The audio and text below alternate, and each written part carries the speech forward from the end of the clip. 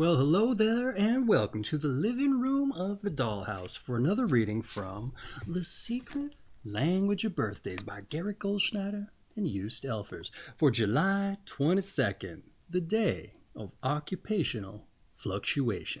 And here we have us an image or an illustration, if you like, of a man on a flying machine, one that ostensibly ain't never gonna get off the ground. That's right, occupational fluctuation.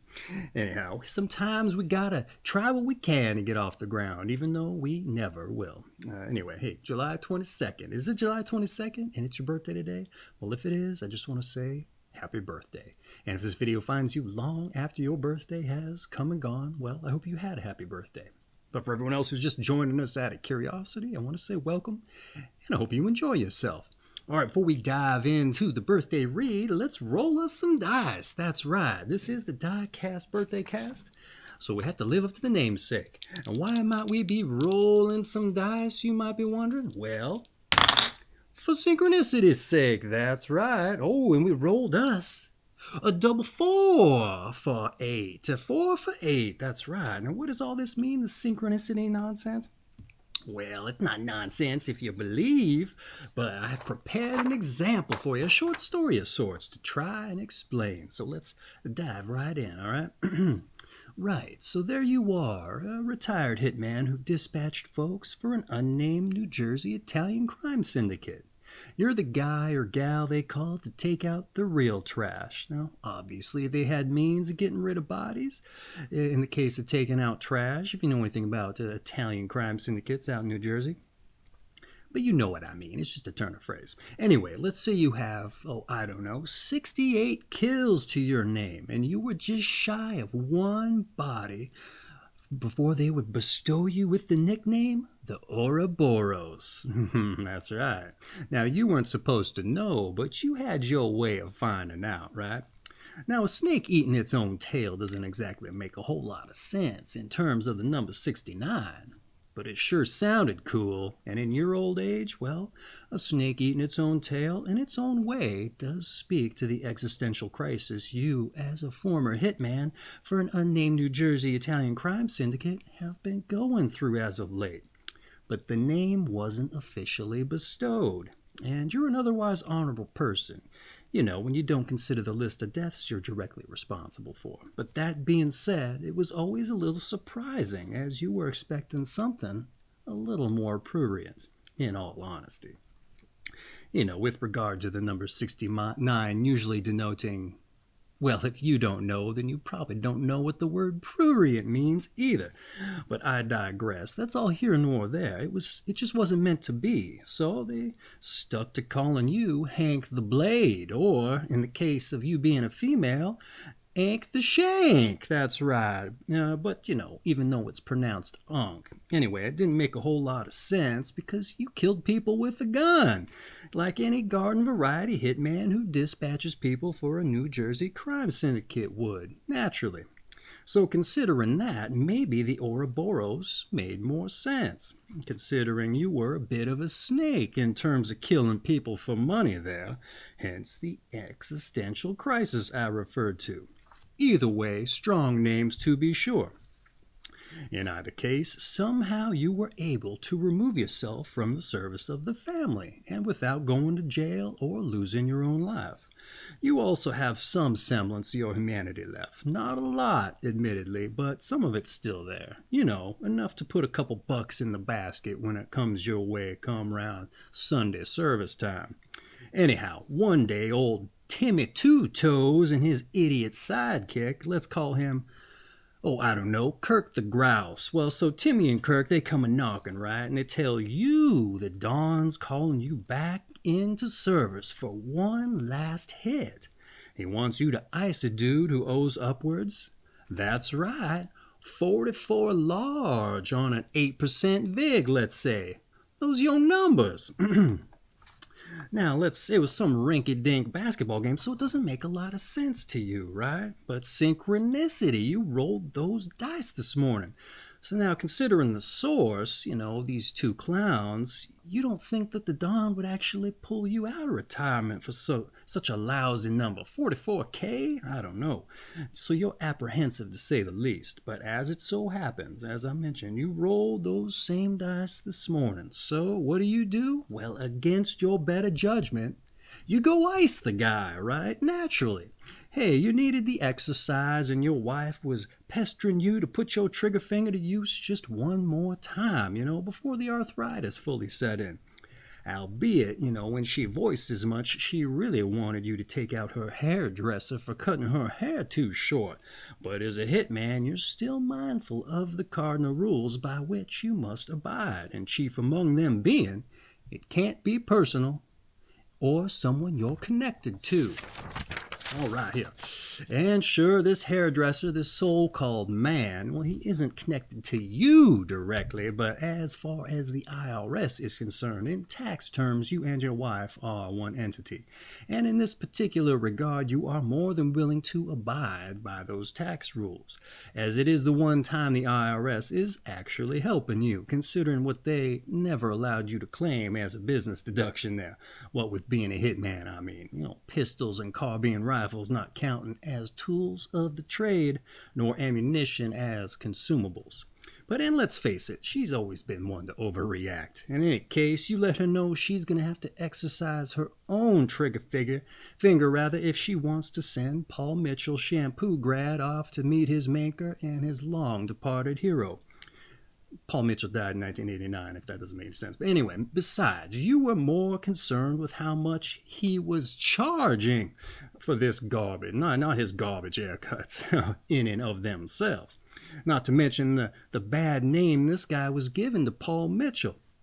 If he was a graduate of his so-called shampoo school, which he took to calling it, figuring it for a scam now. Anyway, so you ice this guy with the outstanding debt to the mob with zero to little to do, and despite such work not really helping your acute onset case of hand arthritis, which as it happens you knew would be the case, and had voiced as your argument to your wife with her proposal.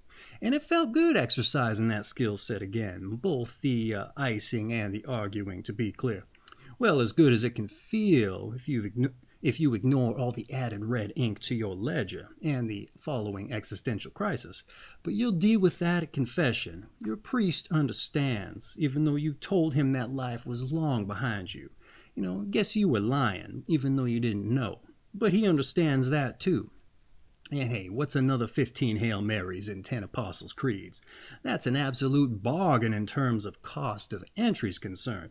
And considering this is admittance to heaven and eternal life in the presence of Christ's love and glory we're talking about here, well, why is a hairdresser so costly? Anyhow, as it turns out, the Don did want you to put this dude down. And he was also fully expecting you to pass on the job. He almost wanted you to, like a test, say. And why else would he send 2 toes in the grouse? And the thing of it is, if you had passed on the job, old Tommy and Kirk there were supposed to kill you because you knew too much. But as it happened, you proved yourself, right? And, well, you properly earned yourself a new nickname. That's right. You are now and forever known as the Ouroboros. Snake for short. And it's all official like. And that's all thanks to the dice. To your double 4s, 4 and 8. Listen, let's face it. Snake beats Hank the Blade or Ank the Shank, if you're a woman. Hitman in this story is a nickname any day of the week. Even Sunday. It also allows you to assuage any silent shame you feel when your wife refers to her hairdresser as such. The Blade, I mean, considering his orientation and chosen occupation, or sexual orientation, rather. And you're apparently gay yourself if you have a wife and you're a woman in this story. With 69 kills under your belt, and you have been known to throw around some disparaging terms as such, considering it's part of the trade apparently, and it's probably rubbed off on your wife a little bit also. Turn of phrase notwithstanding. Though now that you think about how much he charges, this hairdresser I mean, Snake as a nickname works for him too. Well, oh well, that's just something you can talk to your therapist about. At least he'll be earning his billables for once. That's right. Okay, and that has been my little short story to explain synchronicity to you. I know it goes all over the place, but I like to have a little bit of fun. All right, let's dive into your day officially. July 22nd. Your month is July. Your day is the 22nd. Your sign is 28 degrees Cancer to 0 degrees Leo. And you are part of the Cancer-Leo cusp period specifically. And your quality and elements is Cardinal water. July 22nd, the day of Occupational Fluctuation. Those born on July 22nd will have a difficult time keeping their careers on an even keel. They may one day be blessed with tremendous good fortune, at another time with overwhelming misfortune, and they can experience success in what they do for years only to see it fall apart. Or may they suffer a lack of recognition for a long time and later delight when their star shoots high into the firmament. Not infrequently, their greatest recognition comes posthumously. I don't know how to say that oftentimes. Such fluctuations are not limited to their career, but also apply to their emotional lives, as illustrated by the love affairs, marriages, divorces, separations, and difficulties of all sorts July 22 people experience. So dominant is the July 22 will come out on top, however, that they rarely even consider giving up. So dominant is the July 22's will to come on top. They were missing an S in there. However, that they will rarely consider giving up. And when they are in control of a situation, they appear to be invincible.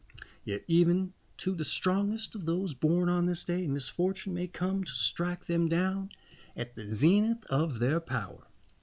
One of the weaknesses of July 22 people is a blindness to their shortcomings, which can keep them from making necessary changes to their lives and personalities.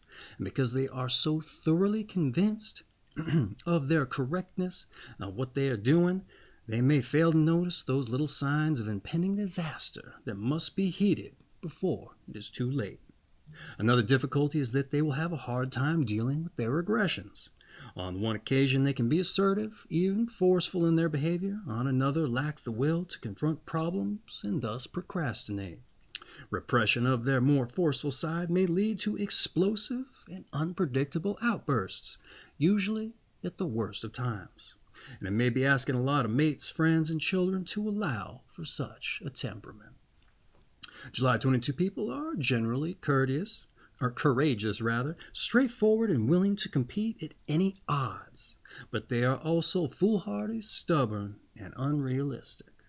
If their actions lead to personal failure, it is essential that they first acknowledge mistakes, second learn from them, and then move on. But if such a person immediately strikes out again without steps 1 and 2, they are apt to cut a tragic figure in the eyes of the world.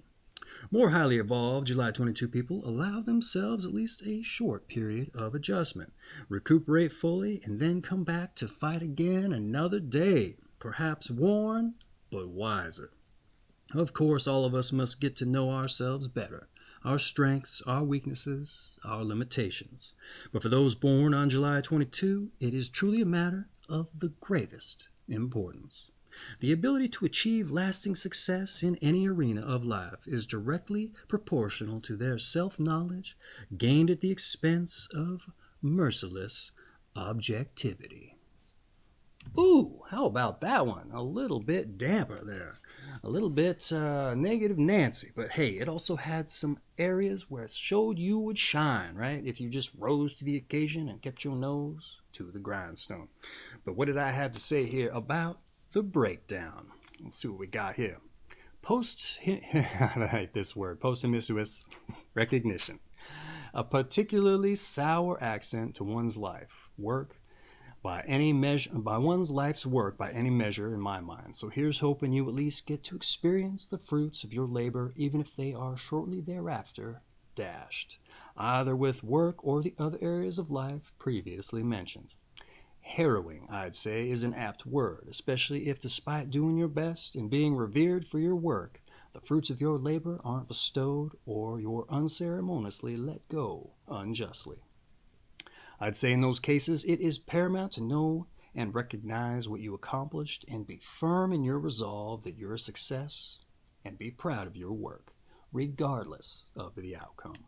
If you're happy with your success, outside perception doesn't need to factor in. So, being confident in your resolve to push forward, and even if that means you have to pivot or reinvent yourself. And with that skill, you'll always be able to find your groove, even if you're placed on a different track. That's right, keep pushing, even if you get thrown off that horse. All right, let's move on to your numbers and your planets. Those born on the 22nd of the month are ruled by the number 4. 2 plus 2 equals 4. Hey, what do we get here? We got 2 4s, 4 and 8. Let's see here.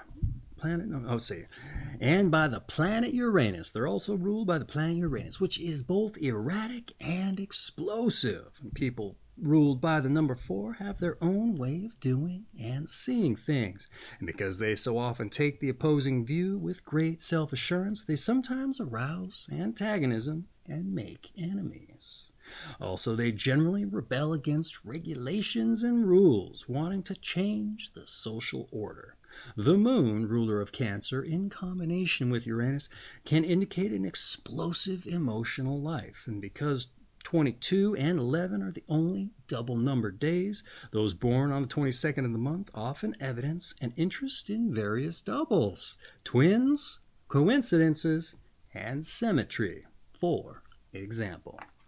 All right, let's see what I wrote about your numbers there. All right.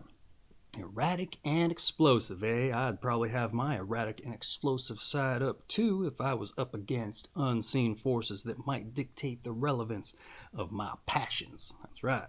Though I suppose it all depends if what was previously mentioned occurs over the decades or every couple months. On the one hand, everything crashing down toward the end of your career could be a crashing or crushing blow, rather, to work and at recovering from. But if it's happening every few months, I imagine your erratic nature is much more apparent because you got to cope with that, but you're always reacting to as much and know how to adjust. And it is that case, however, you're probably much better adapted to the recovery process and quite the causal dynamic. But at least you like twins, right? That's right. At least you like them twins. Okay. Hey, let's move on to your tarot, the more eclectic of the metaphysical practices. A little new agey, but it's fun, and I like to see what they have to say. And maybe you do too. Let's get into it. The 22nd card of the major arcana is the Fool, who in several versions of the tarot is shown blithely stepping over the edge of a cliff. In some interpretations, picture him as a foolish man who has given up his reason. Others, a highly spiritualized being of material considerations. And positive meanings include renouncing resistance and following instincts freely. Foolishness, impulsiveness, and annihilation are the negative aspects.